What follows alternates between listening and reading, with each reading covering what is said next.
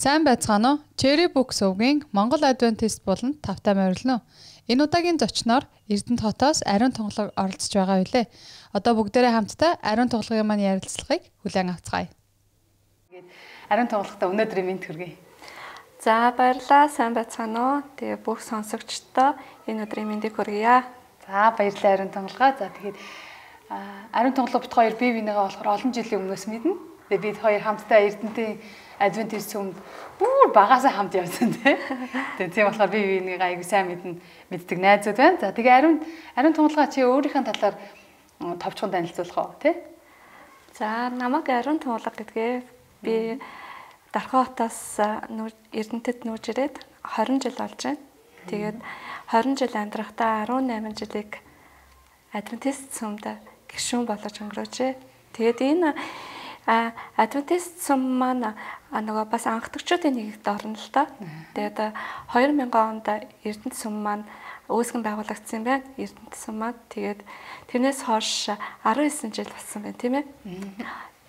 Ирэх жил 20 жилийн яваалны Эрдэнэт сүм ээ. Тэгээд бас манай сүм бас 20 жилийн яваад бас ач холбогдол өгөх байхаа. Тэгээд бид нар бас анхдагчдын нэгийг болоод өдийн хүртэл сүмдээ явж байгаадаа баяртай байна. За баярлалаа Ариун Тунгалаа. Ямар олон жил өнгөрсөн бэ тий? Харин тий одоо ингээ харахаар үгүй л юм шиг санагдаад байна. Хаяа уулзалтахаараа тий? Харин тий 20 бараг 10 хэдэн жилийн өмнө би тэгэд хамтдаа ирж ирсэн байна шүү дээ. Яг тэр үе цаг үед тий? Сүмдээ ээлжлэл цуграад авах сүмд итгэж болоод ирж байсан байна. За тэгээд Ариун Тунгалаг маань хэдэн настай вэ? Одоо 20 настай охин орж ирсэн бол одоо нэлээд явсан шүү дээ. Одоо 38 нас орж байна. Хоёулаа ойрлцсан байна бас. Тийм. За тэгээд Ариун Тунгалаг маань ажил мэргэжлийн талаар хуваалцах уу тий? За би уул нь эмч болно гэж боддог байсан юм аа. Тэгээд бас өөрийн биеийн байдлаас болоод бас эмчлүүлэх айгүй шаардлагатай болоод бас нөгөө анагаах ухааны их сургуульд ороогүй. Тэгээд би Библийн сургуульд сурсан. Теологийн чиглэлээр. Тэгээд бас Библийн сургууль төгсөөд бас тэр чиглэлээр сүмдээ үйлчлэхийг аягүй хүсдэг байсан байхгүй. Тэгээд 2 жил хагас сурсан. Гэхдээ одоо бол яг сүмдээ үйлчлэл аваагүй байна. Тэгтээ сүмдээ бол хүүхдийн хичээллэр 8 жил үйлчилсэн. Яг тийм тэр чинь хамгийн чухал ах тийм тасралтгүй үйлчилсэн. Тэгээд одоо ер нь яг хүүхдийн нөгөө үйлчлэл аваад бас хаяа бас хүүхдийн үйлчлэл авдаг. Тэгтээ бас яг ингээд тууштай ингээд бас ингээд багшаа хийгээгүй явж байна. За. Тэгээд Тунгаа анх яаж сүмд ирсэн бэ? Тэр талаас хаваалцаач. Яаж эхний тухай мэдээ сонсов? Тэгээ хэрхэн хүлээж авав? Хин чамд энэ тухай хаваалцав? Бас л нэг баярын мэдээ болох гэж байсан. Тэгэхэд би нөгөө дэлгүүрт суудаг байлаа л та. Тэгэхэд бас Христийн сүмийг ингээ хайж ирсэн болохоор яг тэр дэлгүүрт ингээ сууж байхад урилга өгөөд тэгээд яг манай нөгөө гэртээ ойрхон сүмд арилдаа тэгээд Адвентист сүмд анхаа ирж илаа. Баярын мэдээний ажлаар дамжуулаад баярын мэдээний ажлаар дамжуулж урилга хүлээж аваад ирсэн юм тий. Тэгээд анхны сэтгэл ямар бэ? Анх ирж байхад анхны сэтгэгдэл бас сайхан байсан. Тэг айгүй олон залуучууд байсан. Бас хамгийн таалагдсан зүйл маань болохоор нөгөө гэртээ ингээд ойрхон тэгээд бас нөгөө яг тэр үед бас нөгөө хөл бас бит муутай штэ. Тэгээд хөл муутай байсан. Тэгээд хамгийн гол гэртээ ойрхон болохоор бас айгүй ирж очиход айгүй амар байлаа л да. Тийм тэгээд Adventist сүмийн үйл ажиллагааг тэгээд эхнээсээ сонсоод явж хахад бас ингээд нэг жоохон ингээ эргэлзэх тал аягүй байсан. Айгүй ингээд зүгээр ингээд нөгөө яг ингээд бас урд нь Библи уншижсэн бас сүмд очижсэн болохоор бас арай ингээд нөгөө харьцуулаад яагаад ингэж энэ Adventist сүм ингэж бодоод байна? Яагаад энэ бусад сүм нь ингэж бодоод байна гэ тий. Яагаад ингээ бүтэнсэн өдөр цуглардгүй ингээ бим гараг цуглардсан бол гэдгээс эхлээл тий. Тийм бас ингээд эргэцүүлж бодох зүйл бас айгүйх байсан л да. Яа энэ зөв сүм үү буруу яа гэдэг тал дээр бас айгүйх. За. Одоо 7 үндсэн асуултанд оръё. За тэгээд энэ асуултууд дээр чи наад талаараа илүү дэлгэрэнгүй тайлбарлаж хэлж өгөөрэй. За тэр эргэлзээнийхээ талаар. Тэгээ эргэлзээндээ хариу авсан уу гэдэг талаараа за. Тэгээ миний бодлоор бол одоо чи Адвентист сүмд яваад 18 жил болж байна. Тэгэхээр чи ямар ч байсан хариултаа авсан учраас Адвентист сүм байсаар л гэсэн үг тийм. Тэгэхээр яг чиний яг хайж байсан тэр зүйл энэ сүм байсан учраас Библиэс чи хариултаа авсан учраас тийм. За тэгээд эхний асуулт болохоор Адвентист итгэл бишрэлийн талаарх таны бодол. Одоо нөгөө ялгаагаа яагаан ахсан цуглаан болдог тэр л ялгаагаа ч юм уу. Эсвэл чи юу гэж бодсон? Чамаг одоо Адвентист би бас нөгөө бас бодож л байлаа л да. Одоо нөгөө ерөн 7 дахь өдрийн 7 дахь өдөр нь болохоор бүтэнсэн өдөр юм шиг санагддаг байлаа. Тэгсэн чинь 7 дахь өдрийн 7 дахь өдөр нь болохоор бим гараг гэдгийг бас ойлгож авсан л да. Тэгээд нөгөө нэм гарагчин одоо 7 хоногийн эхний өдөр юм байна гэж бас ойлгосон. Тийм болохоор тийм Библи судлаад дамжуулаад тэгэхээр холбогдоод энэ маань Библи судлал тэгээд бас бодит одоо дэлхийн түүх эдгээр бүгд хоорондоо холбогдоод тэгээд энэ маань тайлж байгаа тийм. Яагаад бүтэнсэн өдөр нь одоо бидний хэлж занснаар бүтэнсэн өдөр нь 7 дахь өдөр яг Бурхны одоо бүтээсэн 7 өдрийн 7 дахь өдөр нь биш. Яагаад тэр бямб гараг нь яг Бурхны бүтээсэн 7 дахь өдөр гэдгийг Адвентист сүм одоо бид нар бол Библи судлаар дамжуулаад тэгээд бас дэлхийн түүхээр дамжуулаад энэ ерөнхийдөө тайлагдсан тийм. Тий. Чи аргал энэ асуултанд хариулчлаа тий. Би өөр өмнөөс хариулсан. Чи энэ асуултыг гаргаж ирсэн болохоор их баяртай байна. За тэгээд тэгээд 7 дахь өдрийн талаар бас. За тэгээд миний болохоор 7 дахь өдрийн бүтэнсэн өдөр бол эхний өдөр юм байна л гэж ойлгож авсан. Тийм болохоор яг 7 дахь өдөр нь бол бим гараг юм байна. Тийм болохоор 7 дахь өдрийн бим гараг нь сүм цуглаанаа хийх нь зөв юм байна л гэдгийг мэдэж авсан. Тэгээ бас нөгөө Библийн хамгийн анхны хууль нь байгаа шүү дээ. Бурхан 6 өдөр дэлхийг бүтээгээд 7 дахь өдрийн Бурхан хүн амралтын өдөр өгсөн тий. Энэ амралтын өдөр нь аль нэг улс үндэстэнд харьяалагдаагүй дэлхийд харьяалагдсан амралтын өдөр тий. Бурхан бас өөрөө амарсан. Тий яг өөрөө амарсан. Тэгэхээр бид нар бас энэ амралтын өдрийг бас сахих хэрэгтэй. Тий. Тэгээд нөгөө Бурханы 10 хууль дотор 4 дахь хууль нь 4 дахь хууль яана би мартцсан юм чи. 4 дахь хууль нь бас угаасаа юу ба шүү дээ 7 дахь өдрийг ариунаар сахиа гэх хууль дээр оролцсон байгаа шүү дээ. Тэгэхээр энэ хууль маань болохоор бас еврейчүүдэд юм уу эсвэл өөр нэг шашин улс үндэстэнд өгдөөгүй хууль. Энэ болохоор Бурханы бидэнд өгсөн амралтын өдөр юм байна гэдгийг. Тэгэхээр бид нар болохоор энэ өдрийг сахих хэрэгтэй байна. Яг Бурханы өгсөн тэр өдөр л бид нар Бурхантайгаа хамт алдаршуулаад Бурхантайгаа хамт өнгөрөх өдөр юм байна л гэж ойлгосон. За дараагийн асуулт. Таны итгэл бишрэлийн амьдралд нөлөөлсөн хүн. Одоо таныг итгэгч болоход танд үлгэр дуурайлт үзүүлсэн пастор юм уу, сүмийн ахлагч юм уу, эсвэл тийм хүн байгаа. Тийм хүмүүс бол их олон байна. Тий. Сүмийн ахлагч нараас суралцах зүйл маш их байдаг. Тэдрээс одоо хүртэл суралцж байна. Тэгээд бас яг ингэ хажууд байгаа яг онцгойлох хүн бол яг онцгой хүн бол гэж бас энэ 18 жилийн хугацаанд бас олон пастрын бас сургаалыг сонсож байлаа. Олон пастрын олон хүмүүсийн гэрчлэлийг сонсож байлаа. Тэрний хамгийн их нөлөөлж чадсан хүн бол миний амьдралд нөлөөлж чадсан хүн бол Намжаа пастор. За. Тий. Намжаа пастор бол айгу бас би айгу зөв хүн гэж боддгийн. Бас их бурханлаг хүн. Тэний ярьж байгаа зүйл болгоно юм байна. Бурхантай холбоотой Библи яриа байдаг. Тийм болохоор бас Намжаа пастраар айгүйх тийм үлгэр дуурайлал авч ирсэн. Одоо бас Намжаа пастор маань Америкт сурж байгаа шүү дээ. Тийм Намжаа пастрын гэр бүл байна. Тэгээд бас Нэмдаа ах байна. Эгэгч маань байна. Бас Ганбадрал пастор байна. Тэдний гэр бүл. Тэгээ одоо бас ингээд бас сүмийн бас залуу гэлтгүй энэ нөгөө бас залуу хүн хүүхэд гээд эхлээд бас жоохон бас голонгой байлаа л да. Гэхдээ үүндээ бас чадварлаг залуу бурхнаас сонгогдож ирсэн залуу гэдэг нь бас хийж байгаа ажлаас нь харагдаж байна. Тийм болохоор бид нар бас залуу хүн гэж бас гоолж болохгүй юм байна гэдгийг бас суралцж байна. Бас тий. За дараагийн асуулт маань болохоор Библийн одоо чиний дуртай Библийн дүр, таны дуртай Библийн дүр. Одоо За энэ дүртэл хийх дуртай. Энэ Библийн бүх дөрүүд сайхан тий. Бүх дөрүүд өөрөө өөрсдөө гэсэн дурсамжтай, сургамжтай биднэрт бас нэг зүйлийг зааж өгдөг тий. За тэгвэл тэр дотроос онцгойлох. За би Библийн дөрүүд болохоор бас Эстер бүсгүй байна тий. Рут бүсгүй байна. Эдгээр бол айгүй гайхамшигтай хүмүүс. Тэгээд эдрийг бас энэ хүмүүс шиг байх юмсан. Энэ хүмүүс шиг ихтгэлтэй байх юмсан. Энэ хүмүүс шиг үлгэр дуурайлалтай байх юмсан гэд бас боддгийн. Тий. Бас өөрөө ч гэсэн амьдралдаа бас тий хүмүүс зүгээр намайг хараад энэ чи Христэд итгэгч үү гэж хэлэгдэхээр бас амьдрах юмсан. Тий.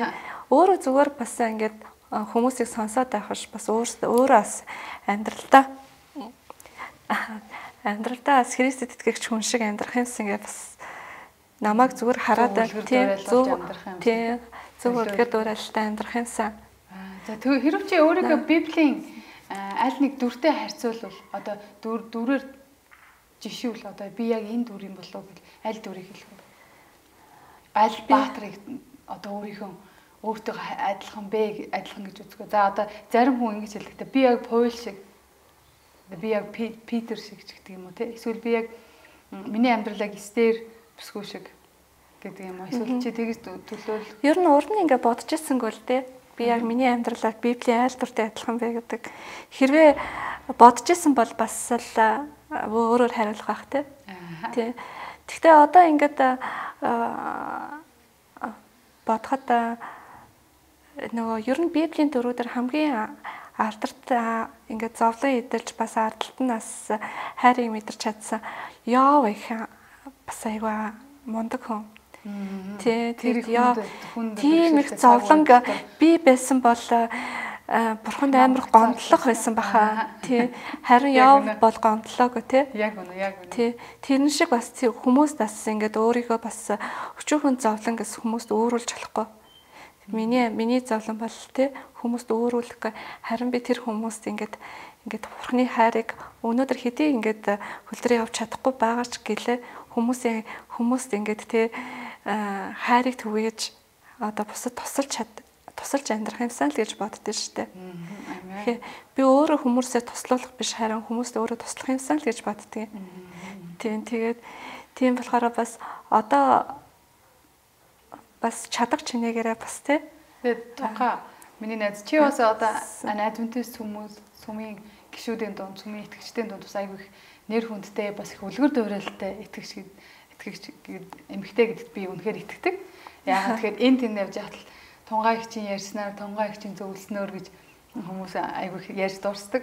Тийм учраас чи бас би бас зэрэг бас баттгах хүний нэг байна. Тэгэхээр чи бас сайхан зөв үлгэр дуурал болдог хүн шүү. Бидний дунд.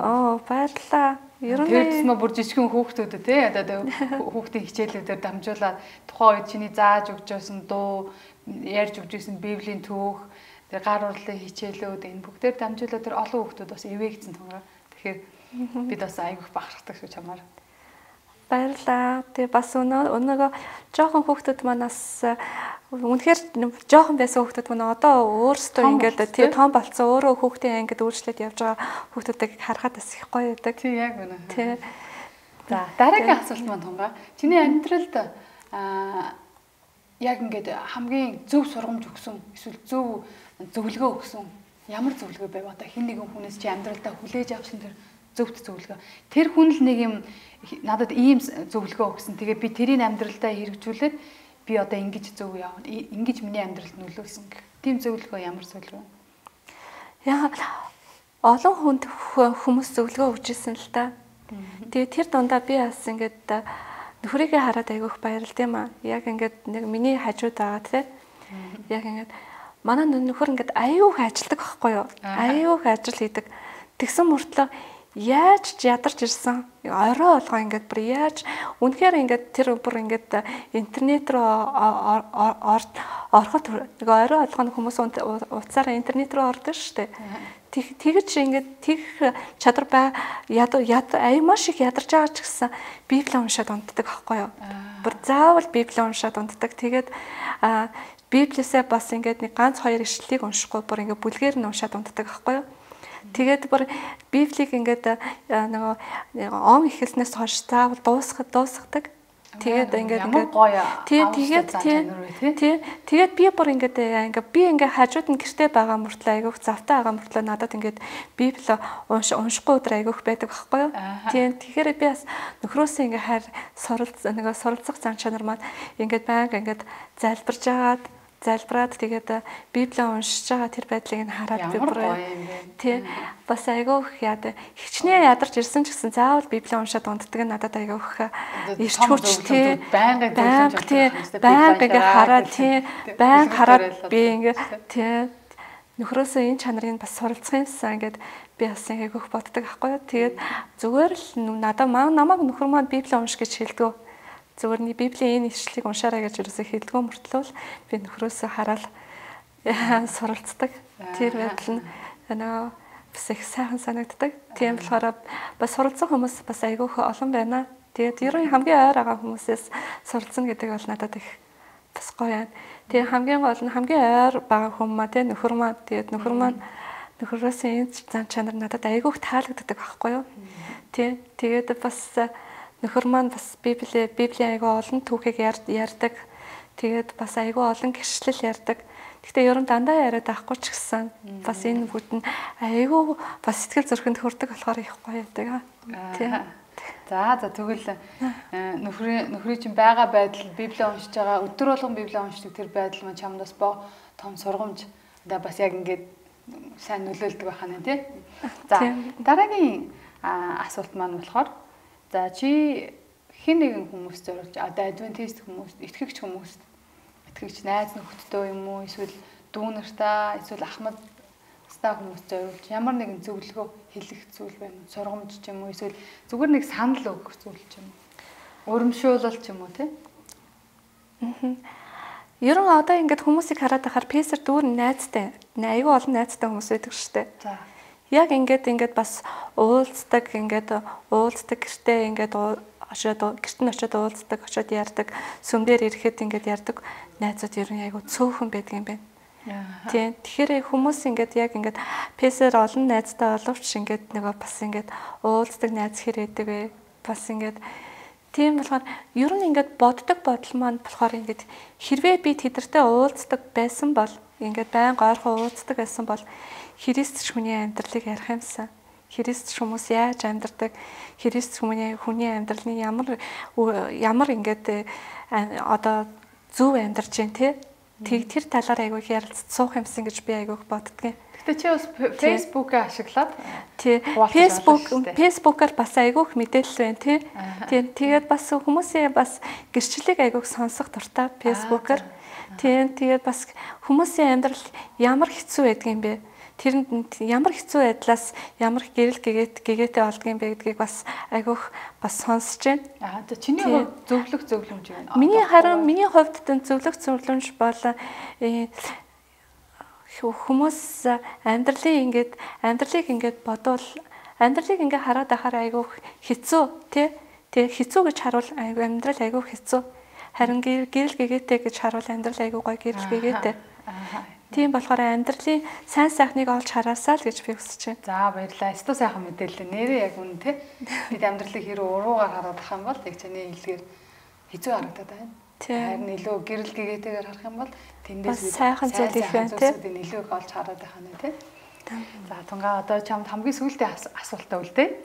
За тэгээд миний хамгийн сүүлчийн асуулт болохоор хэрэг одоо чи яг одоо дэлхийн адвентист чуулганы ерөнхийлөгч бол ямар зүйл хийх вэ?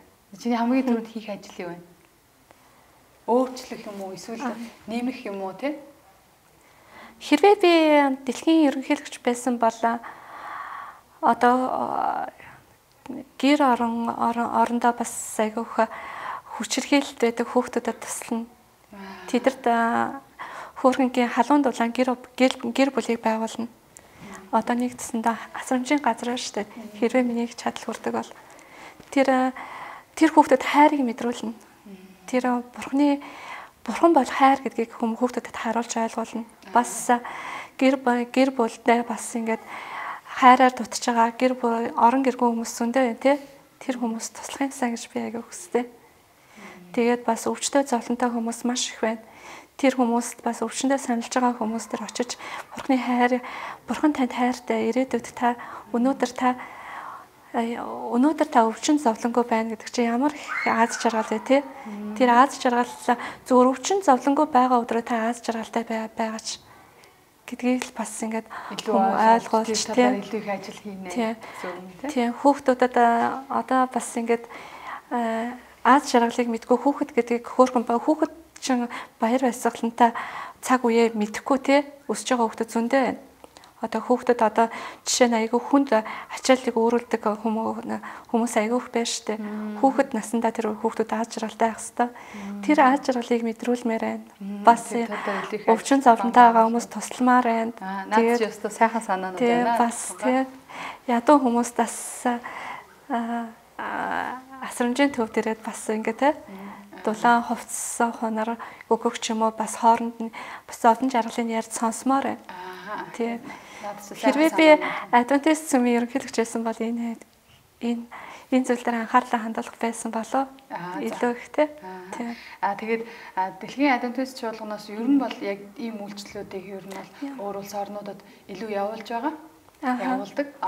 Тэгээд бас тэгтээ бид нар бас илүү ихийг те илүү их анхаарал тавьж явуулах хэрэгтэй байна гэдгийг чиний ярилцлагаас ойлгож хүлээж авлаа. Тэгээ магадгүй манай Эрдэнэт Adventist сүм маань нэг өдөр бас тийм газартай болох юм уу те нөлөөллийн төвтэй тийм хөвсгөл дүртэж байгаа хүүхдүүдэд тусалдаг. Тэгээ магадгүй чиний залбирлаар чиний хүслээр бас биелэгдэх баг. Тийм учраас тунгаа эдэлээ хамтдаа залбирцгаая те. Илүү өргөлчлүүлэн тэгээ бид хэрүү бид хүсээд Бурхандаа хандаа залбираад гуугаад бид нар илүү цаашаа бусдтай хуваалцаад мөрөөдлөө төлөвлөгөөгөө хуваалцах юм бол боломжгүй зүйл гэж байхгүй. Тэгэхээр надад ч их сайхан санаа байна тунгаа. Тэгээ хэдүүлээ хамтдаа бас өргөжлүүлэн чиний бас энэ мөрөөдлийн талаар залбирцгаая. Тэгээд бас одоогийн дэлхийн Adventist чуулганы ерөнхийлөгч чиний энэ санаа бас хүрнэ гэдэгт итгэж байна. Тийм. За тэгээд өнөөдрийн манай подкаст хүрэлцэн ирсэнд баярлалаа. За юуны хүнд бас урд нь ингэж ярилцлага өгж байгаагүй бас телевизээр гарч байгаагүй урд нь ярилцлага өгж байгаагүй болохоор бас хүмүүст миний ярилцлага хэр санагдсан бас мэдэхгүй байна. Тэгвэл ямар зүгээр л яхаа бодсон санснаа ярьлаа. Тэгээд Бурхан минь сонссон бүх хүмүүсийг те Бурхан эвэж тэрний бас нэг хэдлээ залбирцгаа. Тэгээд нэг нэгэнд хайрыг түгээцгээ. Тэгээд бас нэг нэгэндээ тусалцгаая те аль болохоор тийм. За бүгдэнд нь баярлалаа. Бидний ярилцлага таалагдсан гэдэгт итгэлтэй байна. Тэгээд мөн бас subscribe дараарай гэж та бүхнээс хүсье. Хэрв subscribe дарсан бол та бүхэнд баярлалаа. Тэгээд дараагийн өөр олон мэдээллүүдийг үзхийг, сонсохыг хүсвэл эдгээр товчлуурууд дээр дараарай. Тэгээд дараагийнхаа мэдээллээр та бүхэнтэйгээ дахин уулзъя. Би Болормоо байлаа. Баяр таа.